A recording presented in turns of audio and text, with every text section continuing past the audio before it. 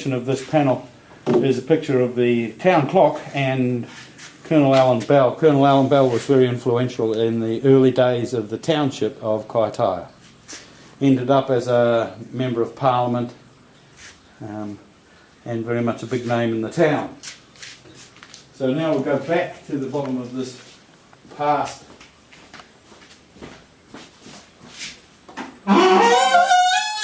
panel.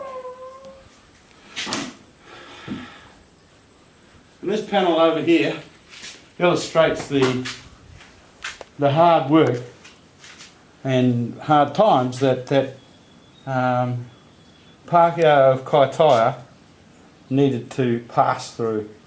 This represents a woman outside her shanty home feeding the pigs, and I'm sure not too happy about it. While she was doing that, her menfolk were out clearing forest and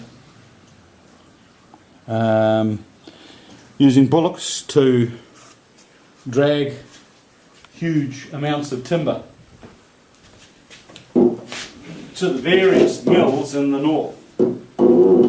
There's only one.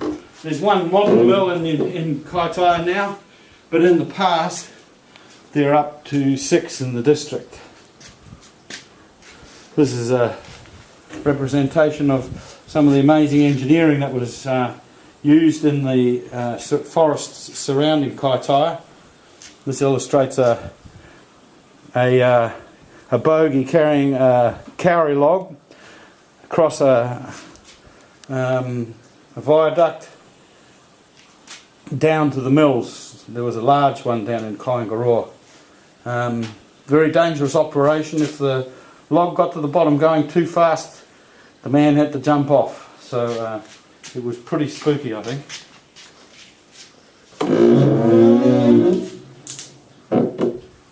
At this stage we come to the wars that New Zealanders have been involved in. This over here is the representation of the voluntary militia, which began in the 1890s and was in operation through till the First World War, when vast numbers of young New Zealanders and their horses, not particularly their horses, but 25,000 horses went to Europe in the First World War, and something like 3 returned. New Zealand lost many men in the First and Second World Wars. The Second World War, Flight Officer L.A. Trigg was decorated with the VC and DFC for bravery over the Atlantic, where he eventually flew his plane into a German U-boat, sinking it, and the U-boat's captain was one of the few survivors, and he recommended the VC to Trigg, which is quite amazing because he's the only New Zealand combatant in history to be recommended for a commendation by an enemy officer. District nurse. The district nurses kept a lot of people alive and comfortable throughout the district, all over the district, much of the time from horseback. And of course farming. Once the trees were cleared off the land, it had to be turned to grass. Farm-all tractors were a big part of that. They were the first relatively safe and effective tractor in the north. Very popular up here with the steel wheels on soft ground.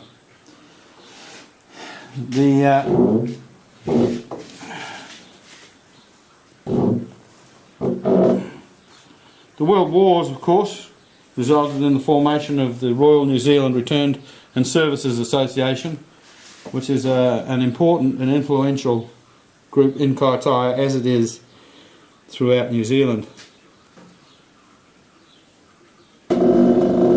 return from the war saw farms being developed.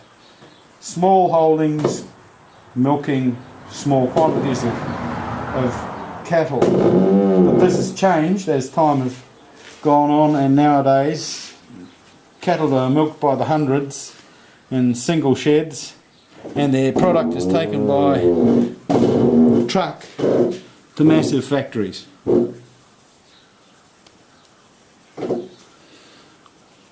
This is representative of the best of New Zealand business, and that's cooperatives. Fonterra is still a cooperative, which means that its profits are owned by New Zealand and New Zealanders, and the profit is held and used by the shareholders. This here is a picture of Mike Beardsley, who discovered the whereabouts of 3 of the anchors that were lost by de Surville in his expedition to New Zealand. And this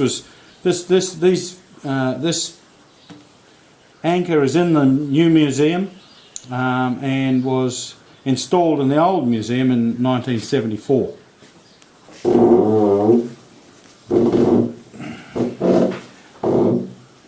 Across this side you can see some of the 90 Mile Beach and some of the events that took place there. Kingsford Smith and his aeroplane, Wizard Smith and his car, and further up of course Star Mini Tours, one of the real initiators of tourism in the far north. Down beside them the trees, the pine trees of the Opori forest.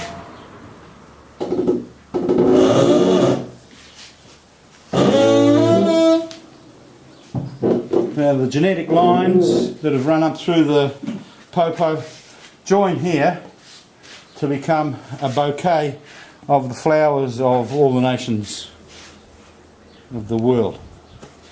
There's Dutch and Chinese and Japanese and South African and Australian and all sorts. And that bouquet is backed by the fruits of the far north, which include avocados and oranges. And they of course are backed by the mamaku, the giant black fern of the far north. On this side there are peaches and corn. True, peaches and corn are classic fruits of the north. We have then the capital, which is a slightly modified traditional design, but that in this as well has a capital, has a heading of natural timber, which reminds us that we are within the natural world. Thank you very much.